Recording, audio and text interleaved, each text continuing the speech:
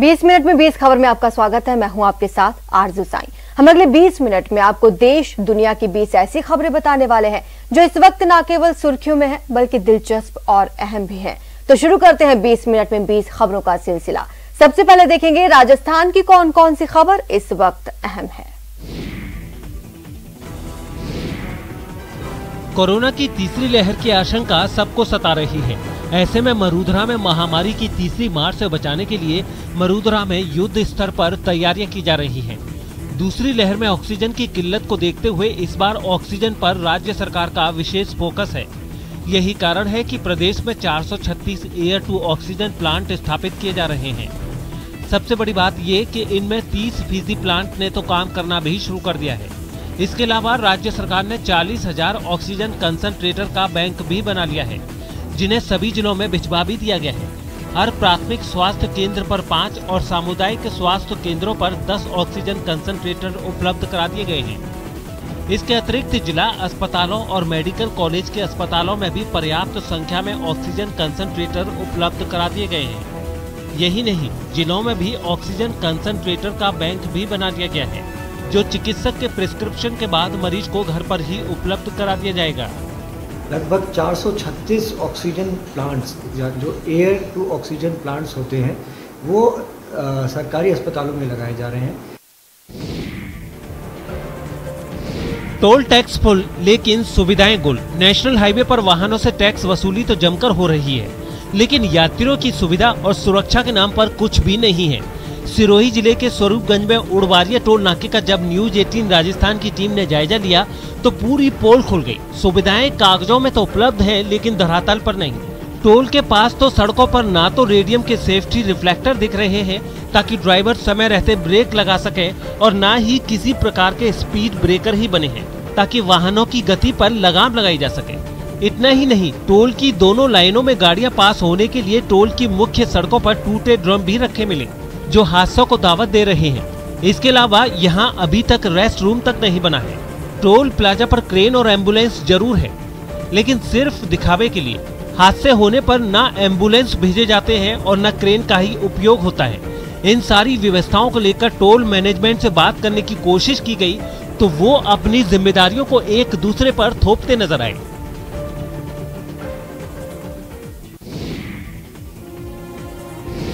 जिन बेटे बेटियों की खुशियों के लिए माँ बाप अपनी सारी सुविधाओं की तिलांजलि दे देते हैं, वे बेटे बेटी बूढ़े माँ बाप की सेवा की बजाय उनके दुखों का कारण बन जाते हैं। चित्तौड़गढ़ जिले के बड़ी सादड़ी के पारलिया के रहने वाले बुजुर्ग बाबरू मोगिया भी उन अभागों में हैं, जिन्हें पैसे के लिए उनके बेटे और बेटी ही प्रताड़ित कर रहे हैं। उनके बेटे बेटी की नजर उस 35 लाख रुपए पर है जो उन्हें मुआवजे के रूप में सरकार से मिले हैं। बुजुर्ग ने कुछ रुपए अपने बुढ़ापे के सहारे के लिए रखकर बाकी रुपयों को अपने बेटे जमुनालाल, जगदीश और एक पोते कंवर लाल के बीच बराबर बांट दिए, लेकिन एक बेटे और बेटी की नजर बुढ़ापे के सहारे के लिए रखे रुपयों पर है और इसको लेकर वे अपने माँ बाप को प्रताड़ित कर रहे हैं। आखिरकार प्रताड़ित बुजुर्ग अपने पोते को साथ लेकर उपखंड कार्यालय पहुँचे और इंसाफ की गुहार लगाई। एसडीएम ने परिवार वालों को बुलाकर समझाया और बुजुर्ग दंपति की सेवा करने के लिए उनके बेटे को पाबंद भी किया। समझाइश की गई। समझाइश के आधार पे उनको पाबंद किया गया कि वो अपने माँ बाप का ध्यान रखेंगे और प्रॉपर रूप से भरण पोषण करेंगे। इसमें मुझे सफलता भी मिली। 75वें स्वतंत्रता दिवस को लेकर पूरे देश में उत्साह का माहौल है। आजादी के 75 साल पूरे होने के इस शानदार मौके को लोग यादगार बना देना चाहते हैं। अजमेर के युवाओं ने भी आजादी के 75वें साल के जश्न को यादगार बनाने के लिए शानदार पहल की है। शहर के शहीद भगत सिंह नौजवान सभा ने सुरक्षित वाहन चलाने की सीख देते हुए कोरोना योद्धाओं को 1100 हेलमेट का वितरण किया। ये नौजवान सभा हर साल 15 अगस्त के मौके पर रैली निकालकर जन जागरण करती है, लेकिन कोरोना के कारण इस बार रैली न निकालकर कोरोना वॉरियर्स को उनके स्थान पर जाकर सम्मानित किया गया और हेलमेट देकर अमूल्य जीवन को सहेज कर रखने की अपील भी की गई। कार्यक्रम का आयोजन अजमेर पुलिस लाइन में किया गया। इस मौके पर range IG S Sangthir, SP Jagdish Chandra Sharma भी मौजूद रहे और उन्होंने सभा की ओर से किए जा रहे इस नवाचार पर शुभकामनाएं भी दी और लोगों से बाइक चलाते समय हेलमेट पहनने की अपील भी की।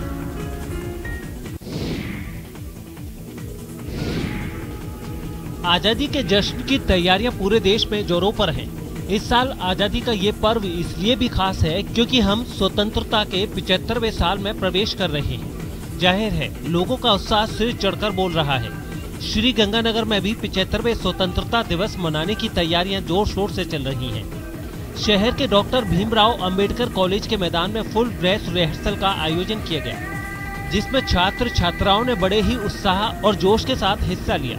हालांकि इस बार भी समारोह पर कोरोना महामारी की गाइडलाइंस की कई पाबंदियां रहेंगी, लेकिन इन पाबंदियों के दायरे में रहते हुए भी छात्रों का उत्साह देखते ही बन रहा है।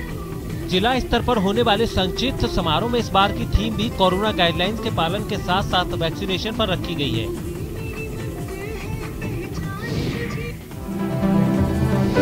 मरुधरा के मानचित्र में एक और वन्य जीव अभयारण्य पर्यटन के क्षेत्र में अपनी बड़ी पहचान बनाने वाला है।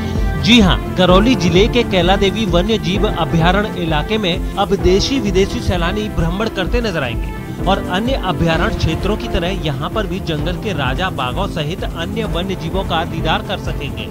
कैला देवी अभयारण्य को बड़े पर्यटन स्थल में तब्दील करने की कवायद शुरू हो गई है। इसके लिए वन विभाग ने कैला देवी अभयारण्य क्षेत्र के 3 सफाई रूटों के लिए हरी झंडी दे दी है। उम्मीद है कि जल्द ही अभयारण्य क्षेत्र में सफारी रूटों का संचालन भी शुरू हो जाएगा। इससे आने वाले सालों में इलाके के विकास के साथ साथ रोजगार के अवसर भी बढ़ेंगे। बता दें कि कैला देवी अभयारण्य 774 वर्ग किलोमीटर क्षेत्र में फैला है, जो वन्य जीवों के लिए हर प्रकार से अनुकूल भी माना जाता है। वन विभाग के अधिकारी बताते हैं कि ये अभयारण्य क्षेत्र बाघों के लिए आदर्श आश्रय स्थल है। हमारी कार्य योजना आगे इस तरह की रहेगी कि हम इसके लिए कैला देवी वन्यजीव फाउंडेशन का एक गठन किया जाएगा, इन रूटों को तैयार किया जाएगा। इसके तहत हमारे कलेक्टर साहब और उच्च कार्यालय से बजट की मांग की गई है और उनके द्वारा आश्वासन दिया गया कि जल्दी आपको बजट दे दिया जाएगा। मेवाड़ आने वाले सैलानियों के लिए खुशखबरी है। यहाँ आने वाले सैलानी अब उड़न खटोले पर सवार होकर मेवाड़ की खूबसूरत वादियों का लुत्फ उठा सकेंगे। जी हाँ, देशी विदेशी पर्यटकों को लुभाने के लिए राजसमंद जिला प्रशासन अब स्काई लाइन सर्विसेज उदयपुर की मदद से 4 सीटर हेलीकॉप्टर सेवा शुरू कर रहा है। इसके लिए 6 महीने पहले ही हीनाथ द्वारा और कुंभलगढ़ में हवाई पट्टी बनाकर तैयार कर ली गई थी।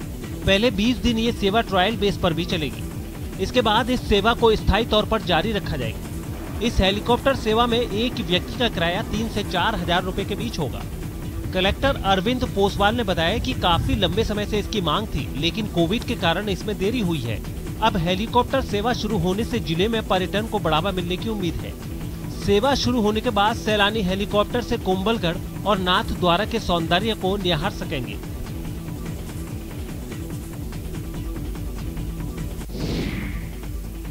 चलिए देख लेते हैं कुछ अन्य राज्यों की खबरें। स्वतंत्रता दिवस को लेकर जम्मू कश्मीर में सेना ने चौकसी बढ़ा दी है।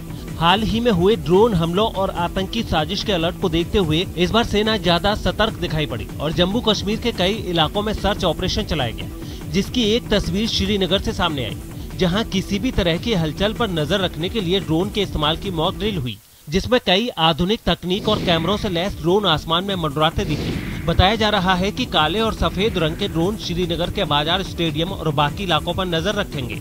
कुछ ऐसी ही तस्वीरें मेंढर से भी सामने आई, जहां सुरक्षा बल का सर्च ऑपरेशन पूरी ताकत से जारी है। शहर के बीचों बीच एक बड़ी सी टुकड़ी ने पैदल मार्च करके तमाम संदिग्ध जगहों का मुआयना किया। सेना ने नाकेबंदी कर गाड़ियों की चेकिंग का अभियान भी चलाया। शहर में दाखिल होने वाली तमाम गाड़ियों के ड्राइवरों के पहचान पत्र चेक किए गए, साथ ही उनकी कारों की अच्छे से तलाशी भी ली गई।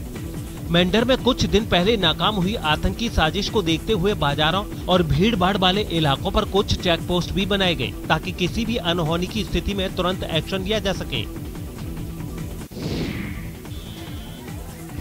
प्रेमी एक और प्रेमिका दो, बड़ी नाइंसाफी है भाई साहब। और उसी इंसाफ की लड़ाई के लिए, यानी अपने प्रेमी को पाने के लिए, ये दोनों प्रेमिकाएं बीच सड़क पर गुत्थम गुत्था हुए जा रही हैं। ये देखिए कैसे चांडिल की सड़क पर दिन दहाड़े कैट फाइट हो रही है। लवर को पाने की चाहत कुछ ऐसी है कि आपस में मारपीट कर रही दोनों युवतियां सड़क पर औंधे मुंह जा गिरी हैं। जब बात ज्यादा बढ़ी तो भीड़ ने पुलिस को बुलाने की धमकी दे डाली। ये सुनना था कि ये युवक और युवती लग्जरी गाड़ी में सवार होकर फुर्र हो गए।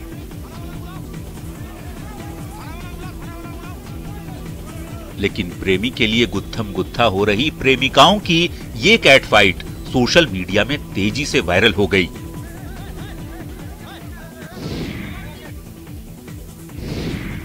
बिहार के कई जिलों में नदियों में उफान के कारण लोगों की जान मुश्किल में है। गंगा के साथ साथ राज्य में बहने वाली ज्यादातर नदियां खतरे के निशान के ऊपर बह रही हैं। बाढ़ की वजह से कई गांव टापू में तब्दील हो गए। जिस सड़क पर पानी की लहरें दौड़ती दिख रही हैं, ये कोई सड़क नहीं बल्कि नदी पर बना एक पुल है। लेकिन अब नदी पुल के ऊपर से बह रही है। एक मोटरसाइकिल तक को भी एक छोर से दूसरी तरफ पहुंचाने के लिए कई लोगों को मिलकर मेहनत करनी पड़ रही है। बक्सर का हाल तो ऐसा है कि हाईवे तक पानी में डूबे हुए हैं। रिहायशी इलाकों में तो पानी इससे भी कहीं ज्यादा है। चौसा, सिमरी, सिकरौल के इलाकों में गंगा का पानी फैल गया है। जिला प्रशासन ने एहतियात के तौर पर बाढ़ के पानी में जाने पर लोगों की रोक लगा दी है। बावजूद कई ऐसे लोग हैं जो इस बाढ़ के पानी में कलाबाजी करते देखे जा रहे हैं। स्टंटबाजी करने से बाज नहीं आ रहे हैं। जबकि कटिहार के निचले इलाके भी पूरी तरह पानी में डूबे दिखाई दे रहे हैं। सैकड़ों लोगों को ऊंची जगहों पर पहुंचाया जा चुका है। एक जगह से दूसरी जगहों पर पहुंचाने के लिए नाव ही एकमात्र जरिया है। दूर दूर तक इलाके में केवल पानी ही पानी दिखाई दे रहा है।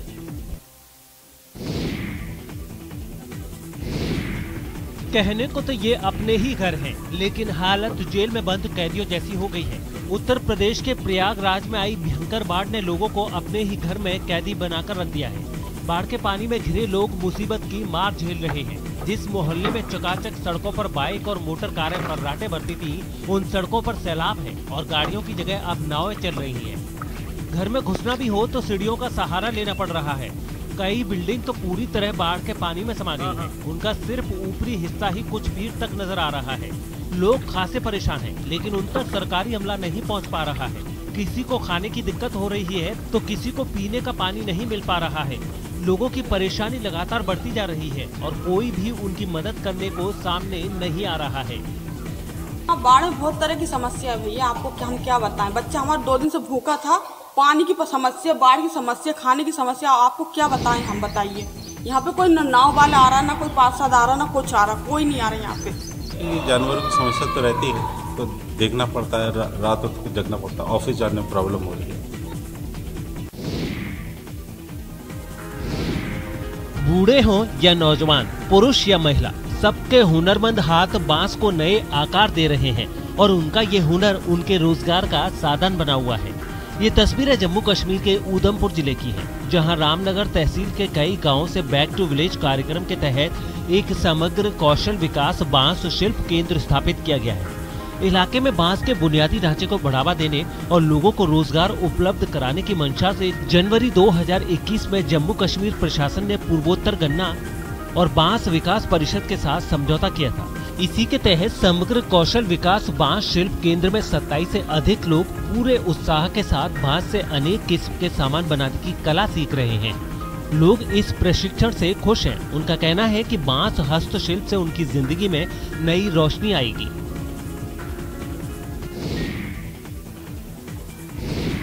कहते हैं ना, प्रतिभा उम्र की मोहताज नहीं होती। इसे सच कर दिखाया है 13 साल के लड़के ने। मध्य प्रदेश के झाबुआ में 13 साल के एक लड़के ने घर के सामान से multi barrel rocket launcher system का मॉडल तैयार किया है। बताया जाता है कि इस बच्चे ने टीवी पर इस रॉकेट लॉन्चर सिस्टम की तस्वीरें देखी थी, जिसके बाद वो इसे घर पर ही बनाने में जुट गया और कबाड़ का इस्तेमाल करते हुए उसने हूबहू वैसा ही रॉकेट सिस्टम तैयार कर डाला। 13 साल के तनवीर ने इसका प्रदर्शन करके भी दिखाया। 8वीं में पढ़ने वाले तनवीर ने इस पूरे सिस्टम को अपने स्मार्टफोन से इस तरह जोड़ा है कि इसे दूर बैठकर फोन से ही चलाया जा सकता है। तनवीर के इशारे पर यह मल्टी बैरल रॉकेट लॉन्चर जमीन पर आगे बढ़ता नजर आया। यही नहीं, उसने इस सिस्टम के जरिए आतिशबाजी में इस्तेमाल होने वाले छोटे रॉकेट दागकर भी दिखाए। तनवीर ने कलेक्टर के सामने भी मिनी रॉकेट लॉन्चर का प्रदर्शन करके दिखाया, जिसे देख वो भी हैरान रह गए। Multi barrel rocket launcher truck, मतलब रिपोर्टिंग कर रहा था। रिपोर्टिंग के अंदर उसका समाचार आया था। अच्छा। हाँ, दूसरे देश का था। तो उसको देख के फिर मैंने बनाया है।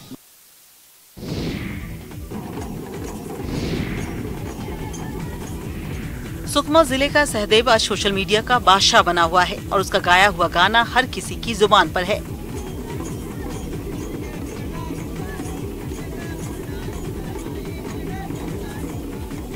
ऐसे में विश्व आदिवासी दिवस के कार्यक्रमों में बचपन का प्यार छाया हुआ है।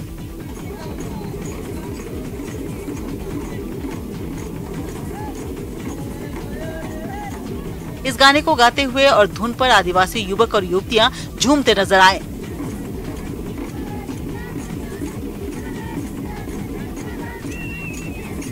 अब सोशल मीडिया पर इस डांस को भी बहुत बार देखा जा रहा है।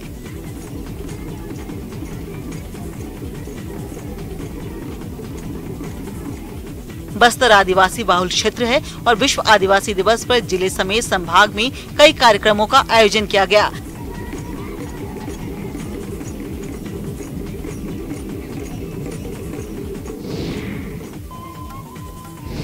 ये सैकड़ों साल पुराने उस प्राचीन टूटी झरना मंदिर का विहंगम नजारा है,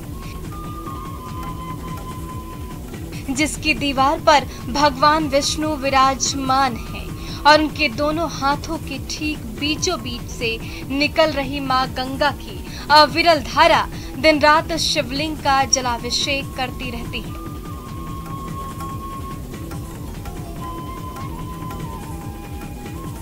यही चमत्कार इस शिव मंदिर की खासियत है, जो भोले के भक्तों को बार बार इस ओर खींच लाती है।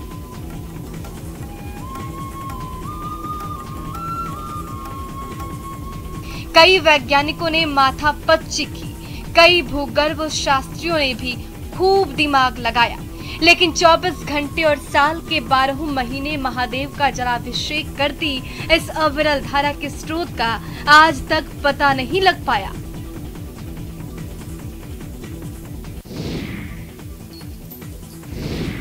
कोरोना महामारी के कारण महीनों से बंद पड़ा कर्नाटक का सकरेबेलू हाथी कैंप अब फिर धीरे धीरे गुलजार होने लगा है। कर्नाटक के शिवमोगा से 14 किलोमीटर दूर बने इस कैंप को राज्य के सबसे बढ़िया हाथी आश्रय स्थल का दर्जा दिया गया है। विश्व हाथी दिवस पर बड़ी संख्या में आए सैलानियों ने हाथियों से रूबरू होने का लुत्फ भी उठाया। इस मौके पर विशेष कार्यक्रम का भी आयोजन किया गया। इस दौरान हाथियों को बड़े ही आकर्षक ढंग से सजाया गया और गणपति के प्रतीक गजराजों की पूजा अर्चना भी की गई। हाथियों का तिलक और फूलों से श्रृंगार किया गया और फल मिठाइयां भी खिलाई गईं। सैलानियों ने इस दुर्लभ मौके को अपने मोबाइल के कैमरों में भी कैद किया। बता दें कि सकरेबेलू हाथी शिविर में फिलहाल 22 हाथी हैं, जिनके रख रखाव के लिए कई प्रबंध किए गए हैं। पास के जंगलों से हाथी इस स्थान पर स्नान करने, नाश्ता करने और जंगल में वापस जाने से पहले तुंगा नदी के बैक वाटर में खेलने के लिए आते हैं।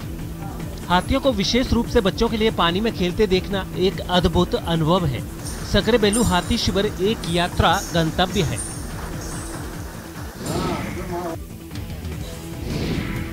क्रिकेट का मक्का कहे जाने वाले लॉर्ड्स में शानदार सेंचुरी जमाकर भारतीय बल्लेबाज केएल राहुल ने शानदार उपलब्धि हासिल की है। दूसरे टेस्ट मैच के पहले ही दिन नाबाद शतक ठोकने के बाद राहुल लॉर्ड्स के मैदान पर शतक जमाने वाले 10वें भारतीय बल्लेबाज बन गए। लॉर्ड्स पर भारतीय बल्लेबाजों ने 12 शतक लगाए हैं। राहुल से पहले विनु माकंड, गुंडप्पा विश्वनाथ, दिलीप वेंगसरकर, मोहम्मद अजहरुद्दीन, रवि शास्त्री, सौरभ गांगुली, अजीत अगरकर, राहुल द्रविड़ और अजिंक्य रहाणे यहां शतक जमा चुके हैं। दिलीप वेंगसरकर अकेले ऐसे भारतीय बल्लेबाज हैं जिन्होंने लॉर्ड्स में एक से ज्यादा शतक जमाए हैं। वेंगसरकर यहां 3 शतक लगा चुके हैं। यहां शतक जमाने वाले बल्लेबाजों का नाम ऑनर बोर्ड पर भी लिखा जाता है। साथ ही पारी में 5 विकेट लेने वाले गेंदबाजों का नाम भी ऑनर बोर्ड पर लिखा जाता है। इस मैच में राहुल और रोहित शर्मा ने पहले विकेट के लिए 126 रन की पार्टनरशिप की, जो 2010 के बाद साउथ अफ्रीका, इंग्लैंड, न्यूजीलैंड और ऑस्ट्रेलिया में भारत की ओर से ओपनिंग विकेट के लिए पहली सेंचुरी पार्टनरशिप रही है। पिछली बार दिसंबर 2010 में वीरेंद्र सहवाग और गौतम गंभीर ने साउथ अफ्रीका के सेंचुरियन में 137 रन की पार्टनरशिप की थी। अब देख लेते हैं अंतर्राष्ट्रीय जगत की कुछ अहम खबरें। रूस के कमचातका में एक हेलीकॉप्टर के झील में गिर जाने से उसमें सवार कई लोग लापता हो गए। बताया जाता है कि हादसे के वक्त उस हेलीकॉप्टर में 16 लोग सवार थे। हादसे की खबर मिलते ही प्रशासन ने लापता लोगों की तलाश शुरू कर दी। थोड़ी ही देर में कई गोताखोरों को कमचातका इलाके की इस झील में उतार दिया गया ताकि लोगों की जान बचाई जा सके। इसके अलावा राहत दल की टीम ने नाव पर सवार होकर भी रेस्क्यू ऑपरेशन चलाया। जल्द ही उन्हें कामयाबी भी मिली और उन्होंने कुछ लोगों को झील से बाहर निकाल लिया, जिसके बाद उन्हें अस्पताल में भर्ती कराया गया। हालांकि कई लोग अभी भी लापता बताए जा रहे हैं। जानकारी के मुताबिक रूस में पर्यटकों से भरा हेलीकॉप्टर जिस झील में गिरा, वो झील एक ज्वालामुखी में विस्फोट के बाद बनी थी और उसकी गहराई 130 मीटर है, जहां तक गोताखोर भी नहीं जा सकते। इसलिए हादसे के बाद लापता 8 लोगों की तलाश के लिए सेना की मदद ली जा रही है और इस बात की भी जांच की जा रही है कि कहीं हेलीकॉप्टर उड़ाने वाले पायलट ने पर्यटकों को नजारा दिखाने के चक्कर में नियमों की अनदेखी तो नहीं की थी।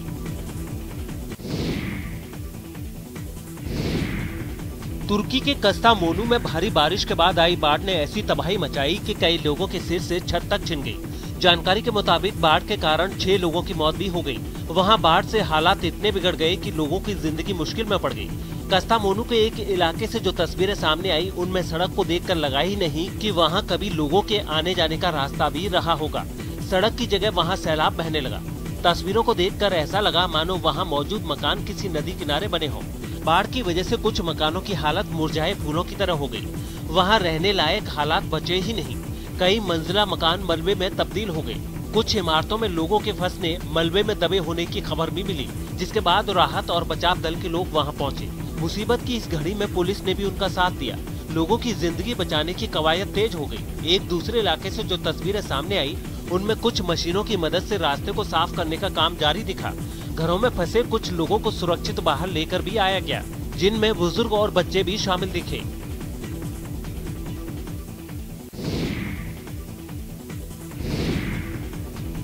उत्तर अफ्रीकी देश अल्जीरिया के जंगलों में आग रुकने का नाम नहीं ले रही।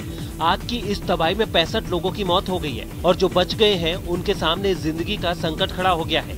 आग ने पूरे जंगल को अपने कब्जे में ले लिया है, जिसकी तस्वीरों ने सबको डरा दिया। जंगल इतनी बुरी तरह जले कि कई किलोमीटर दूर तक उसे देखा गया।